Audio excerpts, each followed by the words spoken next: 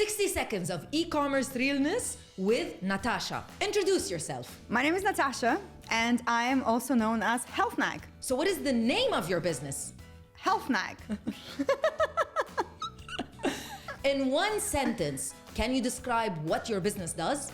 We nag about health. Oh, that's really good. We are the wellness movement. We tell you what to do so you feel great. If you had the option of selling your business right now, what would be the price? Oh, I was just having this meeting yesterday. $30 million. Whoa! That's a big price. How did you fund the business in the beginning? I funded it myself with just $10,000. I set it up next to my other business, and it just grew organically. What is currently the size of your team? 10 people. How long have you been operating? 3.5 years. What did you do before the Health Nag? I was running a yoga studio. I set up a hot yoga concept, and in the parallel, I started Health Nag. Hot yoga. Yeah, it's called Drip. It's still existing. What was the biggest financial sacrifice that you had to do in order to start Health Nag? Health Nag was completely organic. I only put $10,000 from the beginning, and I've never put any penny more. It just grew organically we just reinvested the entire profits all the time. What is the most underrated business advice that you would give someone that wants to start their e-commerce journey? Don't think that entrepreneurship is for everyone. Wow.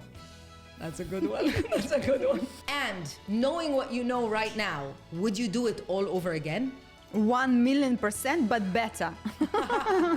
Better, bigger. Welcome to another episode of the Sellers Society Connects in partnership with FlapKap. Let's dive into the wacky world of business, e-commerce, entrepreneurship, and Middle East with our guest, Natasha from Health Nag.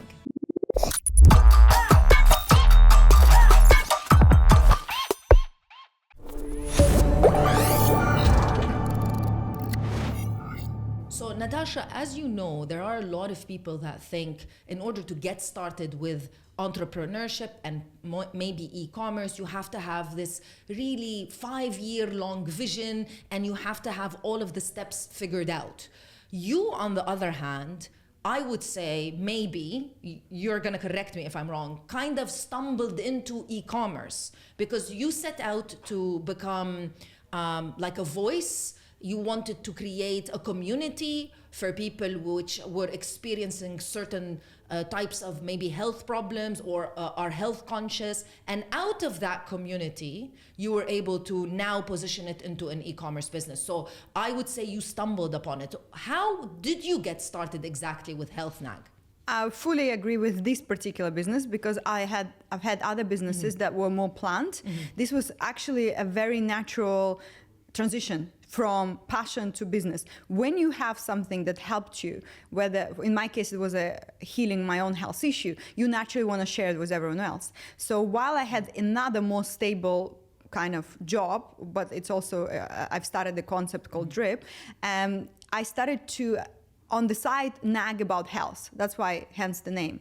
And I was just spreading the information about functional medicine. So it was purely a blog. I was even hiding my face. No one even knew how I look like. And just I was putting out there like a really strong, amazing health information passionately.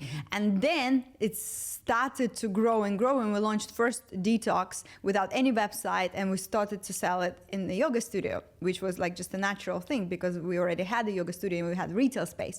So we just added that, and then afterwards, as I said, all profits were reinvested, and we realized, maybe time to create a website. So it was unplanned, it was natural. I never had big dreams about this business. I never had big vision about this, creating a supplement brand. None of it was existing. I'm a woman of emotion. I set up businesses only if I'm emotionally moved. I don't have a business plan.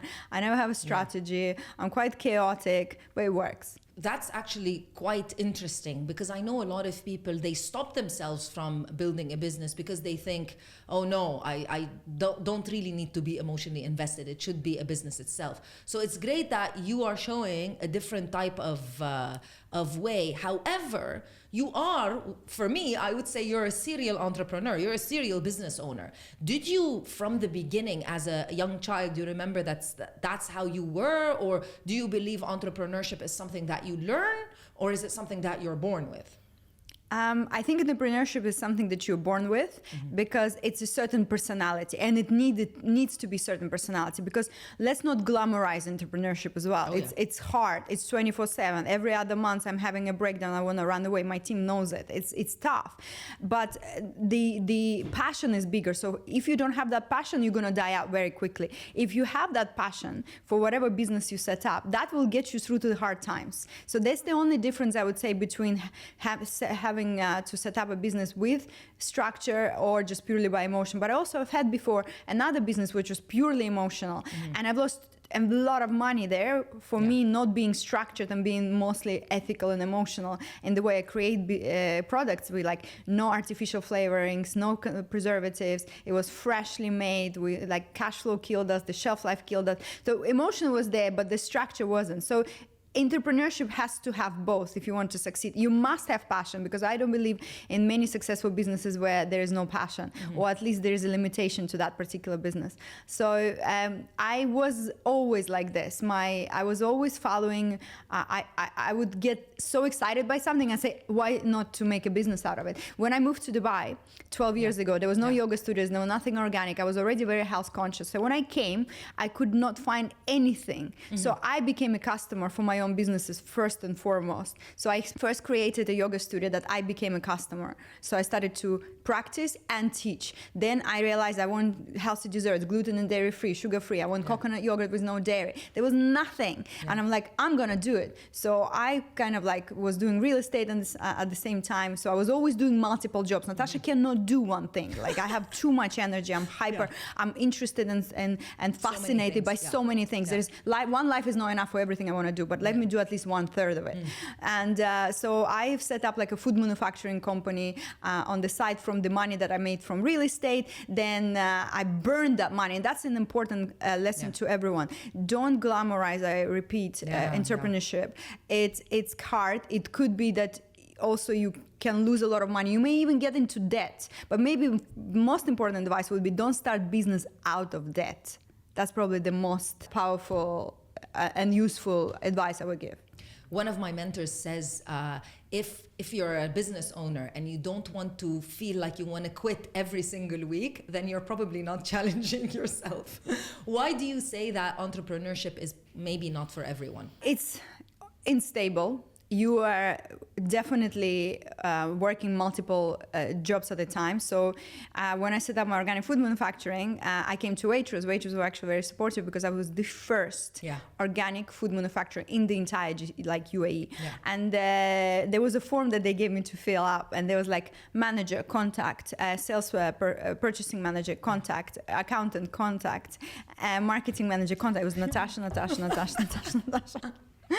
So like I've been there, it was tough. And then the cash flow, you obviously if you don't have any investment coming in somewhere else, it's like your own money that you're playing with, and then you make mistakes. You're bound to make some mistakes, and then you're not working 5 to 9. There's a responsibility. You may need to pay salaries. You're working 24/7. So I really want to stop, but it's just, again, it's a personality. For me, working somewhere else where I have a ceiling, there's absolutely no way. So for me, the fear of being trapped is much bigger than lose money or start something new. People say, how do you have like courage to start? I'm like, I am more fearful not to do anything than I am to do crazy things. That's just me. But not everyone is like this. This is important to realize.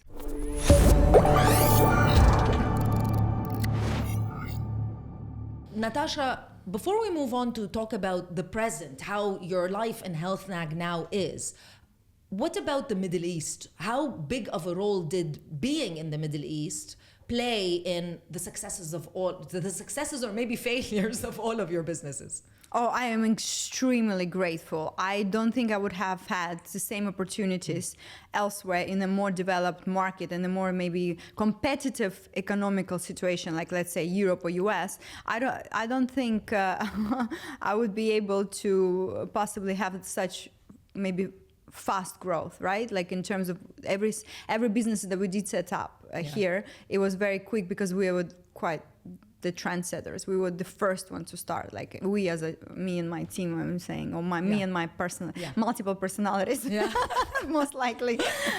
So no, for sure, I would say that it's easy in the Middle East, especially when the economy was just growing. There was not many competition, so I'm super grateful for the opportunities. Definitely give a lot of gratitude for the country that I'm in. What do you think about e-commerce now that we are in the middle of, I say, an e-commerce boom? And you are an e-commerce business right now. That's what Health Nag has evolved to. What do you think about e-commerce, and how is it also vital that the fact that you are in the Middle East as well? Yeah, absolutely. It's where we're moving as a consumer. We are all shopping online these days. I mean, definitely pharmacies, supermarkets have seen a significant loss in footfall in comparison to shopping online. So this is an integral part, and I think going forward, this will be definitely a dominating platform. I'm interrupting my own podcast because I want to tell you about FlapKap.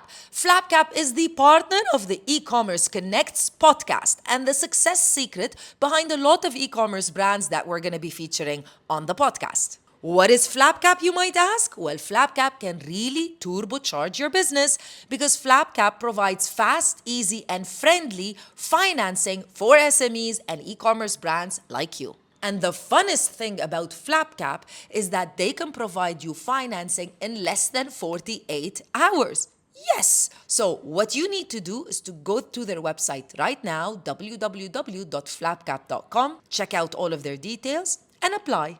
Best of luck. So what are the day-to-day tasks of you as the founder and current head of the team at Health Nag? What are the day-to-day things that you do at Health Nag? We're still very, very small team, and we're doing so many things. Like for me personally, I'm mostly engaged with nagging. It's because this is the core of the business. We educate, we share the information that maybe many doctors would not. And I am also like a naturopathic doctor, so I have a lot of knowledge and I want to share it. I do all our product development, so I myself, like a biochemist, like I create synergetic formulas, but we just then work with the extra scientists. And that's what we are launching now, 5 more new products, and I'm hands-on, and I'm not launching until the taste is immaculate and everything is super good. Of course, there are operational stuff because we are growing. We're going to Saudi, we're going to UK. We just signed exclusivity for Kuwait and Jordan and UK. So these are all we do, and have a lot of legal contracts, negotiations with distribution. So this is what's happening. So the part of the business will stay and remain mostly on e-commerce, but then there are more distributors that come into us. I'm not even out looking for them. They're coming to us because they love the unique products that we have with our patented technologies for some of the products, and it's very unlike anything else. So they're coming to us right now and just wanting to help spread, obviously, the nagging voice and the products itself. So part of the day-to-day that you do is to keep the community alive. Yeah, absolutely. Do you think that's vital for anyone that's selling a product now online in the age that we are in, creating a community? I absolutely believe so. I don't believe that any company that does not have a strong feeling of community has a long shelf life, I would say. How do you say that? So for me, it's critical, and I never think of Health Nag as a business or even a corporation. I always openly say we're an ecosystem, we are a wellness movement, and we are a community company. We are not a financially driven company. So for us, it's critical and very important. And that's what actually inspires me to continue, is the people who message me. They message me with all kinds of messages. They're asking me all kinds of questions, like I'm a doctor. And I try to always respond. And we have a team who can respond and support, like, oh, how do I do the detox? How do I make my matcha? Things like that. No other companies really care so much about well-being of their community and the clients itself. So that's I know it's very, very difficult to create a community, and I see a lot of businesses try to figure things out because they see that that's what their competition is probably Absolutely. creating. And part of a community is having this loyal following where you can present in the future products or anything like that. What is the way of how to nurture a community? I think in our case specifically, it was because we were given such a unique type of health information that no one else did, and I've held multiple webinars educating about hormonal health, how to slow down aging, detoxes, parasitic infections, things like quite taboo as well. That's the things like we're not promoting eating avocado every day because that's basic. I'm saying we retain by just passionately sharing how to be in the most amazing physical, mental, and emotional condition for everyone, because it's critical for the community, it's critical for our future kids, for our offspring, for our when we have physical health, we have mental health, because these are two are very tied up. So you want to live in a mentally healthy environment. So for me, it goes beyond the passion just for the products. It's just, as I said, it's spreading the word that you can heal. Very often you can reverse untreatable conditions, and I'm a perfect example of it, and I can give you hundreds more. And that's my main mission. Everything else comes as a plus, because supplements that we create, it's also, if you live a healthy lifestyle but you are very busy, you have to go to the supplements, but they should never replace your healthy lifestyle. The healthy lifestyle should be the core. If you have an opportunity to make a green juice in the morning, spend 20 minutes in the sun, you get your vitamin D dose, you get your minerals dose, and like vitamin C, then you don't need supplements. But there will be days very often that you won't be able to do that. That's when the supplements come. But that's what I mean. This is like, we are just creating and trying to make it more convenient for people to stay healthy and be inspired to stay healthy, because it's possible. Yeah. From a business perspective, though, how do you tend to, because I'm very excited about everything you are doing, and you're growing at honestly a very rapid pace, and you are in a segment of the market that is very, very competitive and difficult, even though you are positioned completely differently from your competitors, for sure. However, what are the strategies that you do day to day in order to market, grow, find your customer online? Do you advertise? Do you just put out educational content? Very good question. Very good question. So we are 3.5 years in. And for the first, I would say, 3 years, there was no marketing. Our main marketing and traffic was purely Instagram. Purely 90% of sales came from Instagram. And putting out educational content. Purely educational content. If you scroll down, you would not even find a lot of products being there featured. I was not featuring them. I was purely educating and explaining. If you fast, this is what's going to happen to your immune system. That's how your precancerous cells will respond.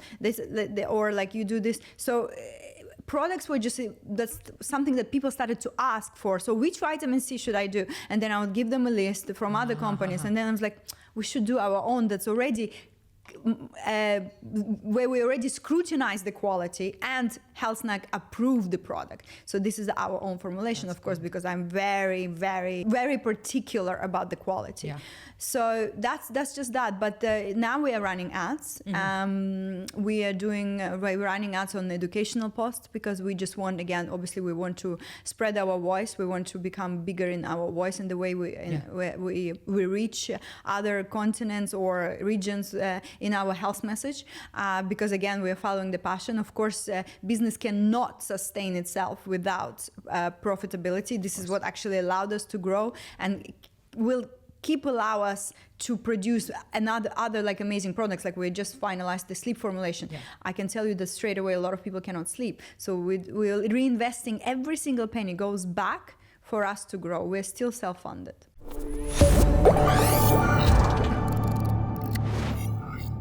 So I know at the moment you're very much in your startup phase for this business, because you've done multiple businesses, so you've gone through this before. And I know it's probably a little bit premature to ask you what is your vision in 10 years, because things change. Absolutely. So my question is related to anyone that's watching this and they're thinking, oh, like I wanted to do X, and then when I started, I didn't get there. So is it normal to pivot whenever you get started? So you're the perfect example, I think, because you started thinking, oh, let me create a blog, and then you pivoted into something else, and maybe in the future you're also going to pivot again. So would that be something normal? And do you see yourself in the future also changing paths? Okay, so for me, I need dynamics. Me, again, I'm going to speak personally. Yeah, I of cannot course. speak for general masses course. because, first of all, you don't start a new business without having some sort of security job. Where I already had another business that was successful and that was giving me cash flow, so I was not depending for 2 years for a new business to kick off. I just reinvested all the profits that allowed me to grow. So that's an important thing. That's a very smart move, yeah. And it's a must. I Yeah. would say don't make mistakes like otherwise. This is important. Then for me, I need dynamic environment for me to stay interested, or I need 2-3 businesses for me to function and operate, because again, I cannot do one thing. It's my personality. I'm super hyper. And with Health Nag, it allows me to be very versatile. So with Health Nag, I could see myself continue with it because we can keep creating. There could be events, retreats, more products. There could be household items, skincare items, baby food, more supplements. I feel like this will satisfy my craving for variety. And this way, I could see that it could be just more of a legacy kind of company rather than just quick hit and run, you know? Yeah. So for sure, because it goes well with my actual personal beliefs, my values, the way I eat, the way I live, the way I exercise, the way I sleep, the way I breathe. Everything is what we promote on Health Nag is how I live, the supplements I take, everything we produce. Everything is in my kitchen. Every single day, it's my routine. So it's just natural. However, saying that again, every entrepreneur I know will relate. When the right offer comes and you have another passion that's creeping on you, there is a high chance that you're gonna sell it and you move on, or you stay and just do the product development. But you do, because entrepreneurship is like a game, and you will always want to play some sort of game. So I can give you so many examples where people exited for ridiculous amount of money but still got back into entrepreneurship. It's just personality. It's not like they can retire. You can never retire. You always, especially if you win once, that initiates even a bigger monster within you, because then you feel like I can do anything, and then you just follow new interest. You become addicted, basically. Yeah, to the absolutely. whole business. Yeah. Actually, I can say totally for me why I keep doing different things. Like now I have 2 more concepts I'm working on. When I tell my team, it's like, Natasha, stop. I'm like, come on, we can do this. It's just not, it's about more people. We can do this. So, but then yeah, it's just, it's dopamine. The amount of amazing chemicals that's flooding my brain whenever I have a goal or new interest. It's like my eyes light up. I'm like, let's do it. Let's go. Yeah. I love it. Yeah. It is a personality thing for sure. Do you see any upcoming trends in the e-commerce space in the next maybe few years that you are thinking of getting involved in, or you that are under your radar? Definitely AI, 1,000,000%. Yeah. And we already would love to implement some sort of AI where you can easily get the advice which kind of supplement you need for which kind of problems that you have. And AI, definitely a customer service should be improved where it's like, but again, it could be just generated by AI very well. I think that's probably the most maybe powerful thing that will be available soon. Already is available. Easier checkouts. For sure. That's a good one. Like sometimes you need to plug in all your details again. Okay, there's a login, but then you forget logins. You need to there's so many, it needs to simplify. Do you guys tend to focus more on your website rather than, you don't do any social sales like Instagram, somebody finds the product on Instagram, but you lead them towards your own website? We have. Yeah. That's what you do. Yeah. These features, of course, we have. We run Google ads, we run social media ads. We're just implementing some YouTube ads and all linked to the website. Also, we're starting now a bilingual website, so we're gonna add Arabic. Gonna have Health Nag Arabia page as well to link it up, because we're entering Saudi and Kuwait now in Jordan. So it's kind of like again natural transition, new territory for us, but we're extremely ambitious and sort of fearless. So let's go. Perfect. That's it.